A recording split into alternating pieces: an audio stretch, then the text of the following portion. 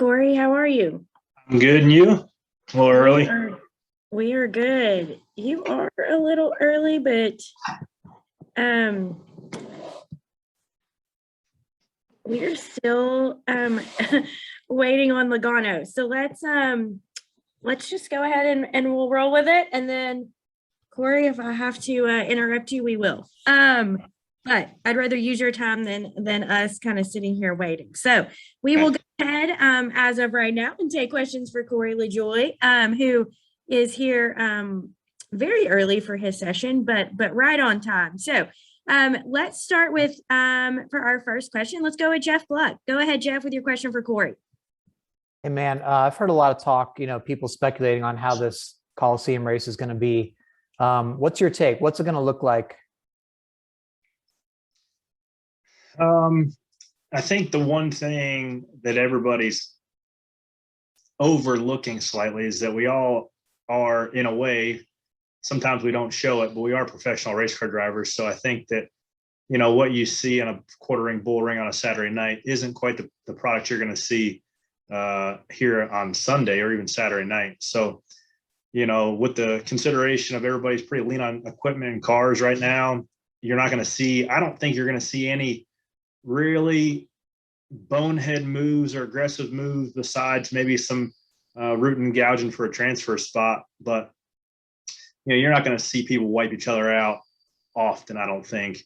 And I could be wrong. But, I've seen races of Bowman Gray go green to checker with no cautions. And I think that, people are overlooking the potential that we could see a very minimal amount of cautions. But, I think it'll be a good durability test for these next gen cars. That's for sure. Thank you. All right. Our next question will go to Claire B. Lane. Go ahead, Claire. Thank you.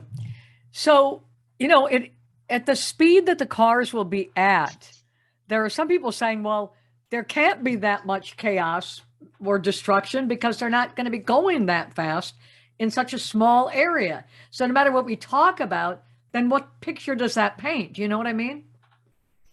I mean, I can assure you, if somebody left for you and you backed into the thing in the fence at 80 miles an hour, like, you're not going to drive away and not have any damage. The most vulnerable thing I think on these cars are the rear toe links. It's what kind of keeps the rear tire square with the independent rear suspension versus the Ford 9-inch. You can beat and bang with those rear end housings all you wanted to, and they're not going to really bend a whole lot, if at all. Now we're going to be beating those 18-inch wheels, which are obviously 3 inches bigger than what we had. So it's going to have more torque on the suspension when you do beat and bang, and those toe links are only about the size of my pinky, and they're about this long. So I think those are going to be the first things to go and to bend. And I can assure you, if a rear tire is not pointed in the right direction with this car, you're going to have a bad day. So I think that what you're going to gain in durability with the composite bodies, beating and banging and leaning on guys and not really worrying about a fender rubbing a tire, you're going to give up in the durability and of the suspension pieces, particularly the ones that keep them pointed straight. So you're going to be going fast enough to wreck. I asked Daniel Suarez how it went at Bowman Gray when he was up on the tires at pit road entry. He was going fast enough to have it almost pointed vertical.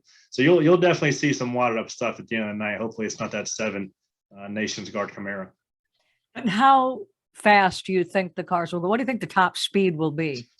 I'm guessing 85, maybe top end.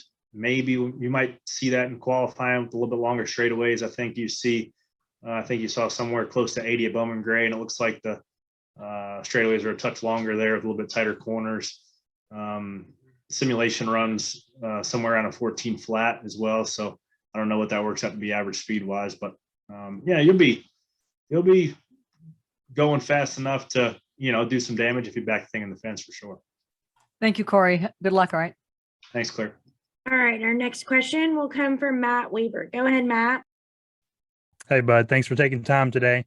I know you're a short track guy at heart. So how important is it, you feel like, to add for the first time since 1971 a true quarter mile bull ring to the Cup Series dynamic, in addition to like a dirt track last year too?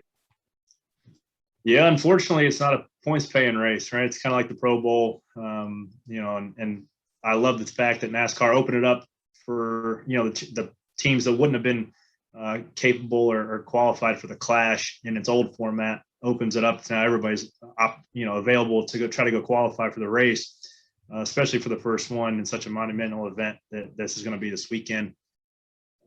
But my expectations are as high as they've ever been in the Cup Series, which the bar is set particularly low because any given week, I know that single car speed, I haven't been driving anything faster than a 25th place car.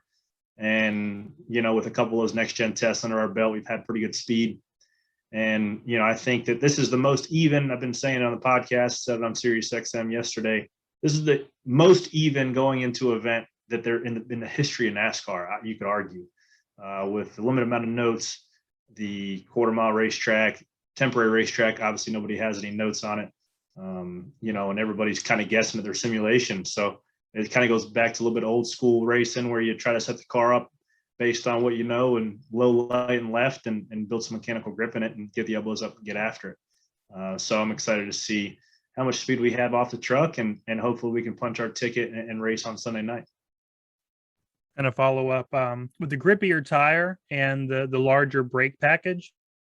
Do you think short track racing is going to change at all, or is it still basically the same old Martinsville and bull ring racing that we've had before? I think you're going to see a lot more lockup, like guys come down to pit and change tires for lockups, because the brakes we had on the Gen 6 car weren't capable really. You could lock the tire up a little bit, but the weight of the car far overcame what the potential, the max potential of those smaller rotors were. Now we're going to have, I think, more brake than what tire grip we're going to have available when the tires get hot. So you're going to see a lot more left front lockups into guys when they're racing hard, because you're going to be able to go deeper into the corner, whether it's Martinsville or turn 3 at Phoenix or here at LA. You're going to be able to get it in the corner deeper, but that margin for error for sliding a tire is considerably smaller. So there's going to be, what you gain in braking potential and abilities, you're going to give up in tire grip, because once those 18-inch tires, once they get hot, they definitely degrade pretty quick. So I think it's going to be interesting to watch no matter where we go. Thanks, bud. Thanks, Matt. Okay, our next question will come from Dustin Long. Thank you. Hey, Corey, what would it mean for you or any competitor to win this first event this weekend? And for you personally, at what level would you be willing to go? I know you say maybe there may not be as much contact, but as you talk about the lack of scarcity of cars, is it worth upsetting somebody for a non-points race? What would it mean to win, and how far would you be willing to go? Yeah, it's a good question. I think everybody probably has a little bit different answer to that. I mean, at the end of the day, there's obviously no points on the line. There's not an exuberant amount of money, like you're not racing for Daytona 500 money. You're racing for, I can promise you first probably pays better than second last time I checked, but there's lots of things you got to consider, which you're not going to consider when you put the helmet on. We're all race car drivers, and that goes out the window, any sort of common sense when you put the visor down. But when, let's just say 2 potential playoff contenders get into it and they want to fight and beat and bang, that is a thing that can last all season long for something that really and truly might be worth it. But I do think anything is going to be worth it to be the first guy to win in a next gen car, as well as the first guy to win, potentially the only guy to win in the LA Coliseum. So I think there's gonna be a lot of guys going to some great lengths, myself included, to get myself into the show, as well as hopefully put ourselves in position to win the show. And I'm guessing, I know obviously you go in each weekend trying to get the best performance, and any competitor wants to win. Do you look at this event as the best opportunity or the most realistic opportunity for you to win in a certain amount of time, or just since the last super speedway race, or how do you view this opportunity for you personally? Yeah, bar none. I mean, I'm not going in with just the hopes of making it. I mean, I think if we don't finish in the top 7, I feel like I would be pretty disappointed in myself and our abilities to, and our, if we didn't finish top 7, I think we collectively didn't do our job as a race team, because there's no excuse why we can't pull the belts tight, set up, make our car, have some positive changes, and get some good speed out of that thing, contend for a top 10 for sure. And it's different than a speedway. A lot of luck goes into a speedway. A little bit of luck's going to go into this event, just like any other cup race. But, generally speaking, I'm riding for the entire, our kind of game plan at a speedway is to ride around and let everybody wreck, and then 2 laps to go, jamming in there. If we could finish 6th, then great. Not very fun as a race car driver, riding around hoping everybody wrecks, and if they don't, then you run 28th like we did at the spring Talladega. So this is the first event where me running to our maximum ambition gives us the chance where we know that we might be able to see some fruit on the back end, because we're going to have a lot better relative speed to the field than what we generally have last year or years previous. Thank you. Thanks, Dustin. All right, our next question will go to Lee Spencer. Go ahead, Lee. I really like what I'm hearing in your voice, the confidence that you have. Is it more because of the unknowns with the cars? Is it more because it's a short track? What specifically? Do you think that the short track just itself plays into your talents? I definitely obviously favor short tracks. That's just what I grew up cutting my teeth on. Had success, finished 2nd and 1st at Bowman Gray. 2 times I've been there, which is probably the closest track that this is similar to. Columbus, Ohio, I've ran well there. It's a quarter mile, a little more round than LA Coliseum. So I feel like on paper, I've got as much stock car experience running a quarter mile or small track as anybody in the field, as well as our team, building solid race cars to have good speed at the last couple next gen tests. And I think too, it's a little bit of myself, like eventually, and I tweeted this the beginning of the year. It's like, I've been paying dues for 5 years in this thing. Like, it's like when you play NASCAR 08 career mode and you get in with the crappiest team, and then you go to the next team, and then you keep progressing one team at a time to get to where you ultimately want to go. Then, 8 years later, you're winning races and championship. Like, that's literally how my career has been. And it's been, eating a lot of crow. It's been learning a lot of lessons the hard way on live television each and every Sunday that a lot of guys would learn on a Saturday afternoon with, a lot less expectations. I think now I've been just telling myself, like, yeah, you belong here. I think that now the competition side has to match, what I feel like. There's been a lot of good things happening off the racetrack with the podcast, and, as fans understanding my story and the work I've been putting in on the back end.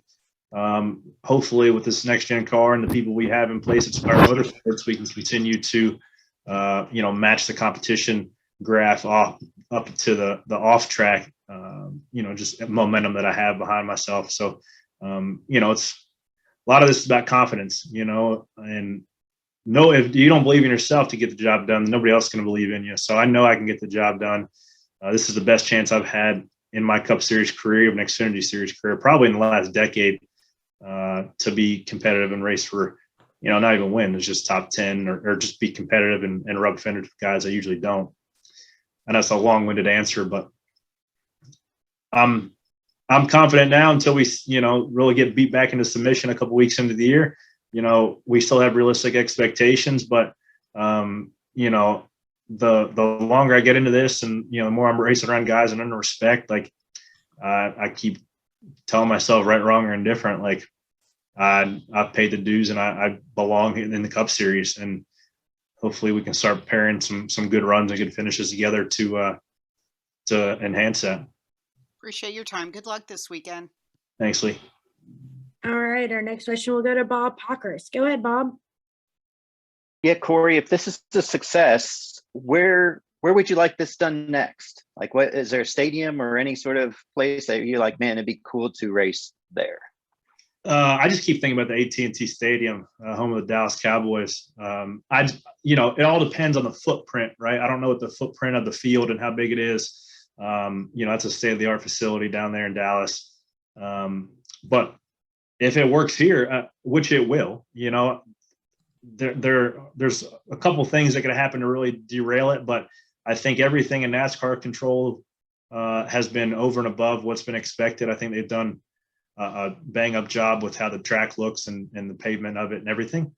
And the marketing of it, I think has been a home run as well. I was watching FS1 this morning, and there was a little ticker across the bottom talking about the Floyd Mayweather team. So I think that, there's as much momentum behind the sport as ever. And I think this event is really going to capture it. Without getting into the details too much about, what size the track would be or if it could actually work, AT&T Stadium would be pretty slick. Superdome, some other places like that. But I think that if this model works, it could open a lot of doors for the sport for the future. Thank you. All right. Our next question will go to Jordan Bianchi.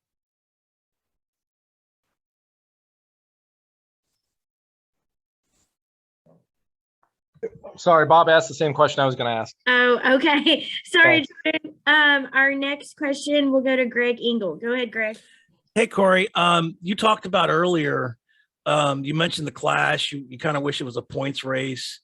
Does that give you a hint or give us a hint that maybe you think that the new car is a great equalizer this year, and you're really going to have a lot better shot at some better finishes and being on a more even par with those upper teams? It is not the great equalizer. It is, at least it makes a Spire Motorsports race apples to apples with a Hendrick Motorsports. Before it was apples to bananas or oranges or, whatever tastes terrible, asparagus. We weren't even in the same ballpark. We might have had a car that was a couple phases old, but we're not getting little trinkets and this and that and stuff that actually makes speed. So just off raw speed of Charlotte, if we had taken our Gen 6 car out to a test like that, we'd be wide open and we would be 1.2 to 1.3 seconds off the fastest guy. Nothing I could do behind the wheel can make that thing go any faster.